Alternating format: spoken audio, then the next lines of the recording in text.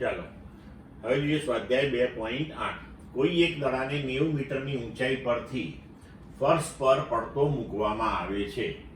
ફર્શ સાથેના પ્રત્યેક સંઘાત દરમિયાન દડો તેની મૂળ ઝડપના 10મા ભાગ જેટલી ઝડપ ગુમાવે છે. દડાને આ ગતિ માટે t બરાબર 0 થી t બરાબર 12 સેકન્ડ માટે ઝડપ સમયનો આલેખ દોરો. હવે જુઓ કે 90 મીટરની ઊંચાઈએથી આપણે એને પડતો મૂકીએ છીએ એટલે પ્રારંભિક ઝડપ 0, h 90 મીટર, પ્રત્યેક અથડામણમાં ગુમાવેલી ઝડપ. તો અહીંયા આપણને કહ્યું છે કે મૂળ ઝડપના 10મા ભાગ જેટલી ઝડપ ગુમાવે છે. તો 1 ગુણ્યા જમીન પર અથડાતી વખતે પ્રાપ્ત કરેલી ઝડપ. હવે દડો જમીન પર અથડાય ત્યારે ધારો કે તેનો વેગ v1 હોય. આ પહેલી વખતની આપણે વાત કરીએ, જેવો છોડ્યો પછી જમીન પર અથડાય એ વખતે વેગ v1 છે. તો v1 square minus v0 square બરાબર 2gh સૂત્ર વાપરીએ. પ્રારંભિક વેગ 0, v1 સ્ક્વેર 2g 9.8 અને h 90. તો આપણે અહીંયા v1 ની ગણતરી કરીશું તો v1 આપણને મળશે 42 મીટર પર સેકન્ડ. હવે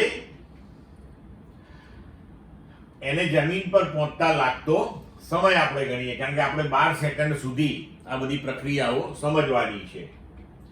તો d બરાબર v0t વત્તા હાફ gt સ્ક્વેર પરથી આપણે h બરાબર half g t1 square, t1 ને સૂત્રનો કરતા બનાવીએ, √2h/g કિંમતો મૂકી અને સમય ગણીએ તો સમય થયો 4.28 સેકન્ડ. એટલે આપણે દડાને 90 મીટરેથી છૂટો મૂકી દીધો. એ જમીન પર અથડાયો ત્યારે તેનો વેગ 42 મીટર પર સેકન્ડ થયો અને એ જમીન પર 4.28 સેકન્ડે અથડાયો.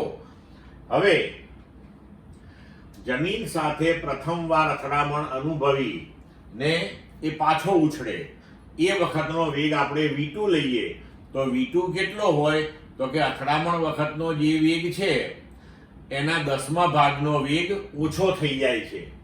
તો v2 બરાબર v1 માઇનસ 10% ઓફ v1. તો v1 42 હતો, એનો 10મો ભાગ અથવા તો 10% એટલે 4.2 એટલે 37.8 મીટર પર સેકન્ડ. એટલે હવે દડો જમીન પરથી 37.8 મીટર પર સેકન્ડની ઝડપથી પાછો ઉપર જશે.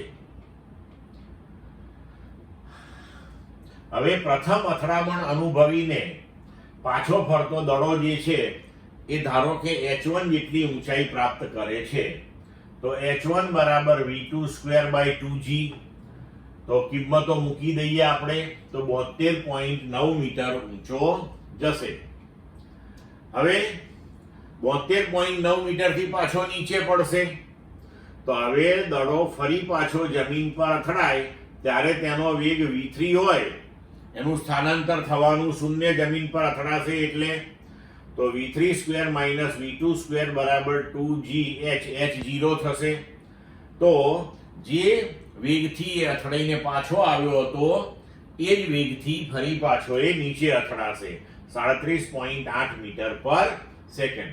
હવે નીચેથી ઉપર જતા એને જે સમય લાગ્યો અથવા તો બે ક્રમિક અથડામણ વચ્ચેનો કુલ સમય આપણે લઈ લઈએ તો 0 બરાબર v2 t2 વત્તા half minus g t2 square. અહીંયા નીચે અથડાયો એટલે આપણે h 0 લીધું, તો નીચેથી ઉપર ગયો અને ઉપરથી પાછો નીચે આવ્યો.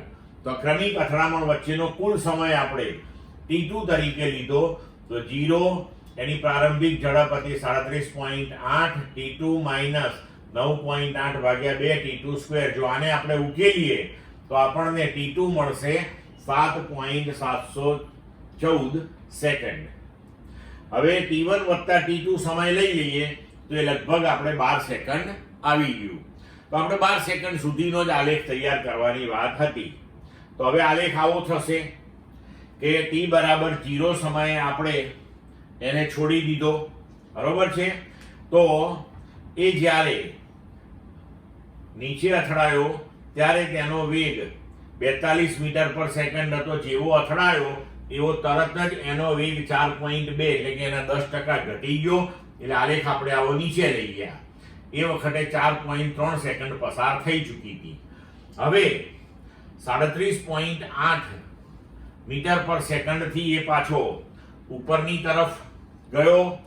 હવે જેમ જેમ ઉપર જતો ગયો, બરોબર છે, એમ એનો વેગ ઘટતો ગયો અને 8.2 સેકન્ડે એનો વેગ શૂન્ય થઈ ગયો. મહત્તમ ઊંચાઈએ પહોંચી ગયો 72.90. ત્યારબાદ ફરી પાછો નીચે પડ્યો. તો ફરી પાછો નીચે પડ્યો અને જેમ જેમ ઉપર ગયો, બરોબર છે, એમ ફરી પાછો આપણે આલેખ તૈયાર કર્યો. તો આ એની અપવર્ડ મોશન શૂન્ય થઈ ગયો. હવે પાછી ડાઉનવર્ડ મોશન, બરોબર છે. તો ફરી પાછો 37.8 મીટર પર સેકન્ડનો વેગ થશે એટલે પાછો નીચે અથડાશે. પણ એ વખતે લગભગ 12 સેકન્ડ પતી ગઈ. એટલે આપણે હવે આલેખ અહીં સુધીનો જ દોરવાનો.